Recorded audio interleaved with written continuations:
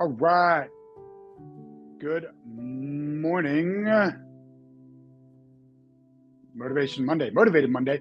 This week, we are talking about non-zero business days, right? What is a non-zero business day? Removing judgment, replacing guilt with forward action, continuing to do the work every single day, right? And there's a moment every person hits on the road to their goals, not when things are exciting, not when momentum is high, but when they're tired, when life is loud, when stress is heavy, when nothing feels easy anymore. That's the moment most people tend to disappear. They tell themselves, I'll start again when I feel better. But days turn into weeks, weeks turn into months, and momentum quietly dies. I once heard someone say, you don't lose when you fail. You lose when you quit, when you stops. And that is what non-zero days are about.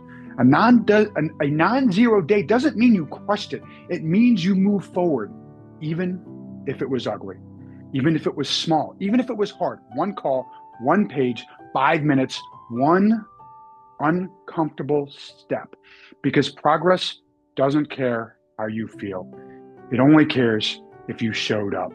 So this week, stop chasing perfect. We start honoring movement. You don't need perfect days. You need non-zero days. Today counts if you moved forward, period. All right, so last week, remember what we talked about? Yes. What must happen for that week to count as a win? And what did you say for you? I said for me Mm-hmm. was to create systems. All right, did you create any systems? I did. So did you have a win last week? I did. Congratulations, nice work. I'm proud of you for doing that. You Thank you. have, do you know what this week, what has to happen this week for it to count as a win? So this is going to be a weekly system check-in for me. Mm-hmm. So I was able to get my onboarding stuff done through just appointment scheduling and having the links and everything set up. And now it's setting up the shortcuts for text messages. So I'm breaking Mm-hmm. down the whole process of Okay. onboarding and creating systems there, while alongside touching up on other systems as well, so that things can run itself. And well, I can run it and then, There you go. No, great. that's That's cool. absolutely genius. Perfect. Good move for the business. Okay. So this week we're talking about non-zero days, right? What is a non-zero business day? What does that mean to you? Just doing something towards your business. Yep, exactly, right? Um, so um, what is the smallest action for you that would create a non-zero business day for you? Honestly, it would be just following up with people, because Hmm. right around this time and like December or whatnot, I usually get like pretty bad like seasonal depression. So what that means, like, it makes it harder sometimes to get out of bed. So one thing that I've been doing is just been telling myself, like, just do something, even if you're in bed. Go ahead and send a text message while you're in bed. That's at least something. If there's a Zoom call, just show up while you're in bed, because that's at least something. Just don't have your video camera on, you know? I was wondering if maybe that's why it's been so hard for me to wake up recently, and I just didn't know it. I don't think I get seasonal depression though. I just it's been some hard work, hard days to wake up recently. Not gonna lie. Yeah. Um, Seasonal depression typically comes right around like daylight saving, because there's less daylight throughout the day. So that has a chemical impact on certain people's bodies, mhm. because there's less sun. um, Yeah, no, no, I mean, right. We the sun does very important, incredibly important. They need to get rid of daylight savings. They need just to keep and the clock changes always make things tough for everyone too. So, one of the things wanted to talk about today was just, removing perfection as a requirement, right? Do you ever feel the need that things need to be perfect in your business or your world to make to do the work? Honestly, what I've learned is that you're setting yourself up for failure if you're focused on what's perfect. Uh-huh. Where I kind of have this spiritual belief that the only thing that can be perfect is God. So if I'm trying to be perfect, that means I'm trying to be God, and I'm not no God. So, Hmm. and life is not perfect. So the only thing that you can do is just keep getting better, but you have to at least start somewhere so that you have a starting point to where you can improve upon. Can't learn to drive a car in a parked car, um, Among as they many other say. things. Yeah, right. No. So what for you, is there anything in particular that causes a zero business day for you? For me, I would say it's getting overwhelmed because, Hmm. and I have to remind myself, like, it's okay. Like, you have all these things that you have to do, but you need to pick at it slowly. What is that saying? Eat an elephant, you could eat an elephant one piece at a time or whatever. How do you eat an elephant? One bite at a time. Yeah. So that's for me, that's what I just have to remind myself constantly, because there is a lot, because not only because you have to do a lot of things simultaneously. You're starting your own business, you're figuring things out, you're starting systems, you're figuring your way through the systems, you're figuring out what works for you and what doesn't work for you. All in all, you got to close these deals because you got to get bills paid. Yeah, So, it's just reminding yourself, although there's all those other things that you have to worry about, like you gotta just sit there and focus in on it and just start with one little thing. And I have to remind myself that. So I just getting yeah, overwhelmed, definitely. absolutely. And this can be a very overwhelming business. So I mean, it's normal, natural for anybody to get overwhelmed. And this business, I think, um, is just incredibly overwhelming in general because there's so much going on. There's never any rest time, especially when you have multiple deals. When it, like, for instance, any negotiating period in a deal is a stressful time for anyone, right? Um, and you're negotiating when you're dealing with the negotiations, you're negotiating with your client, and then you're negotiating with the other offer, and it can be stressful in both scenarios. Um, so, And not only that, uh, like there's the sense of, yes, when you're dealing with negotiations, but what if you're trying to get business? You are working. You are talking to everybody and their parents, yeah, right. trying to And so get that's just business. So, and yeah. then and then there's the waiting period. So there's definitely, like you said. Mhm. So by reminding yourself, hey, recognizing, okay, I'm becoming overwhelmed, right? If you recognize, hey, being overwhelmed can cause that zero day for you, reminding yourself, hey, it's normal to be overwhelmed. What's one item I can focus on in this moment so I can and not think about all the other things, right? And focusing on that. I think that's an incredibly powerful tool to use to help prevent being overwhelmed and help prevent yourself from shutting down. Um, so how can you win even when your energy levels are low or when you're feeling overwhelmed in particular? How can I what? How can you win, right? How can you create wins? How can you do the work when your energy levels are low and when you're dealing with the seasonal depression or when you are feeling overwhelmed? What is something you can do to find a way to win or to continue doing the actions that you should be doing so you don't create a zero day or you don't shut down? Yeah, so I would say doing something as small as literally just sending a follow up message to at least one person, because that's one more thing than, that you would have done towards your business than not have. So, like I said, Hmm. sometimes I'll lay in bed and I'll just follow up with people through text message. Yeah. And then one thing I did is also I recorded a video of myself um, that can be recycled and sent to people for days that I'm, kind of down or feeling overwhelmed. Because for me, just sending it is not going to be a whole lot because I already have it, but at least it's Uh-huh. something towards the business, because it's There very you easy go. to feel overwhelmed. How often do you re-record that video? So this is my first year right? So the first video that I have is one just telling people, hey, I'm in real estate and I'm Hmm. doing this and I'm doing that. The next one that I do need to schedule or just make, and these videos are like probably like 20, 30 seconds long. It's Uh-huh. just like perhaps like a follow-up video because I have a follow-up text message, but a follow-up video in the sense saying, hey, this is me just checking in. Hope you're doing well. This, that, and the third. No, and I think that's an awesome idea. I think that's a great tool to use. Again, not to overuse the word tool today, but because I do something very similar. It's not when I'm feeling down, but when I'm sharing when I make my calls now, I do my Monday, Wednesday, Friday call, and I leave a voicemail on Monday, or day one, day three, day five call, whatever you want to call it. But I leave the voicemail on Monday. The second call is no voicemail. And then the third call, if I get their voicemail, and this is assuming they don't answer, I now send a text message with a link to the YouTube channel, and it just says, "Hey, today was the check-in. Let me know if you need anything. By the way, have you subscribed to my YouTube channel? Blah blah blah."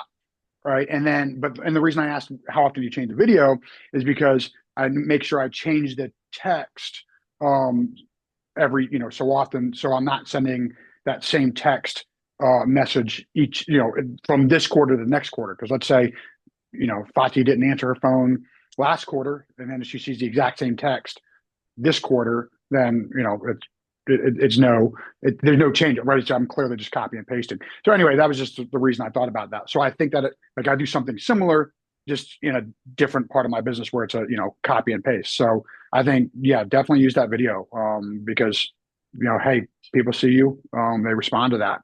So I think that's a really really good idea. Um, Um, with one thing that you got me thinking about now is creating shortcuts for follow-ups, right? Because with the mhm. systems that I'm creating now, I think having some sort of and this is how just my mind works, but maybe creating like a spreadsheet of some sort and just having very simple shorthanded follow-up messages. That's just me thinking. That's me thinking right Yeah, now. But no, having the shortcuts makes life easier no, on your it phone. absolutely does. Absolutely. Yeah, yeah, no, for sure. All right, so I'm going to give you got 5 minutes of open forum. What do you want to talk about? Um, I'm setting the timer. This is your world right now. Okay. Well, what are some things that you have for your systems that you found very helpful and you're like once you discover you're like, "Oh, this has made my business super efficient." What's one thing? Uh-huh. I think the biggest one for me is using the smart plants. Through the CRM. That's incredibly helpful, right? Because I open my computer today, I look at my CRM, and I say, okay, I've got 30 calls to make. Go, right? So smart plans are a big one, and I have three separate main smart plans that I use. Um, and the 3 month, the 1 month, the 1 week, depending on where people are at in the deal or no deal or just follow-ups, right? That one, I like your text shortcuts for sure. I use that for my email signature, right? I have TT for Tony Toich, AB for associate broker, KE for Keller Williams, and then 323 for my phone number. Because I tried creating a quick, and I probably could use it. I don't like using an automatic text signature because I don't want to use the automatic text signature for every text I send. Uh, so the text shortcuts I think is a great idea. So hey, you can add this so you can kind of your generic. I don't want to say generic responses, but there's only a certain number of different questions we're going to start asking people when it you know we're looking for deals. So there's definitely ways to use those shortcuts. I think that's a really good idea. Um, for let's talk about chat AI, right? I have a file that I've created for my general chat GPT prompts to use to help for creating the posts, social media posts across the different channels as well as YouTube. And then for creating the scripts, right? So having all those organized and typed up, so that way when you're going into something, you're saying, oh, hey, I want to do this, and I want to create this, boom, and then you can change it up.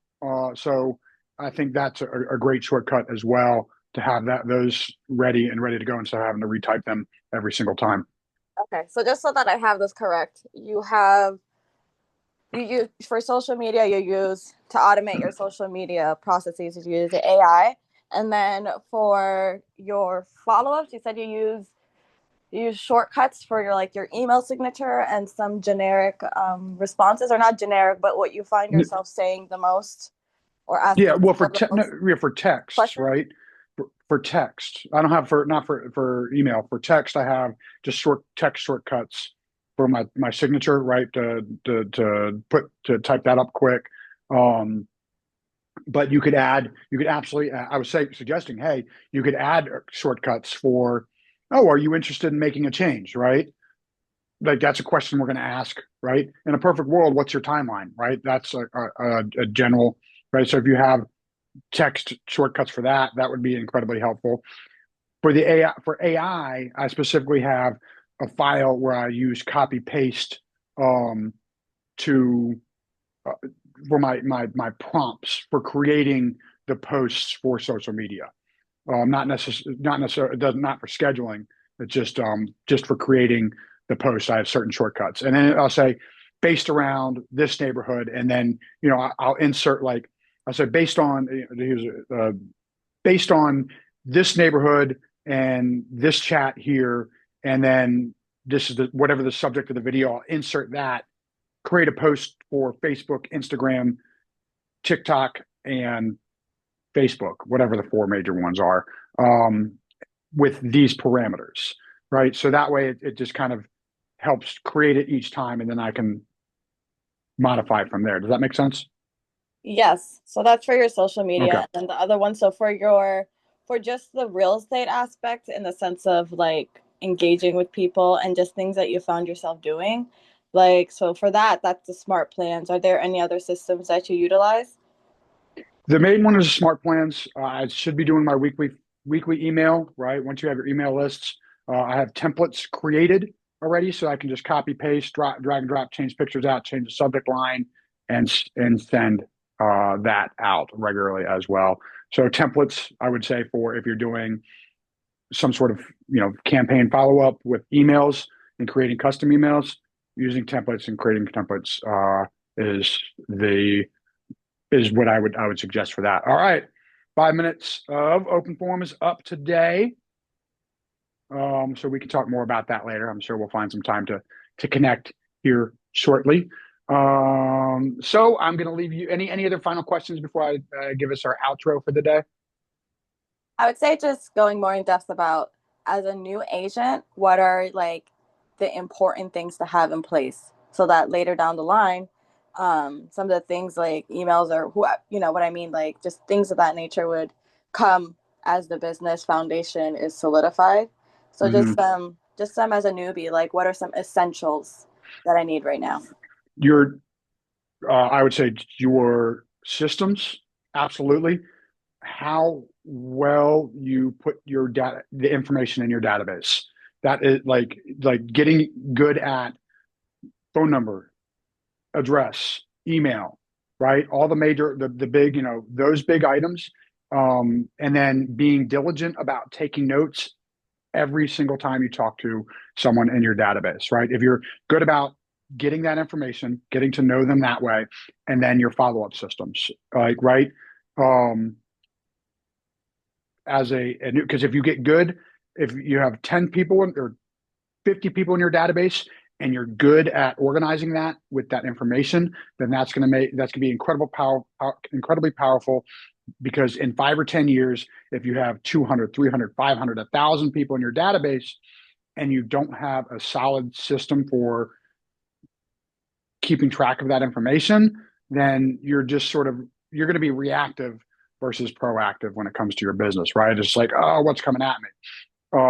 So setting up those systems now and getting good with those systems now is going to be incredibly powerful as you grow your business in the long run.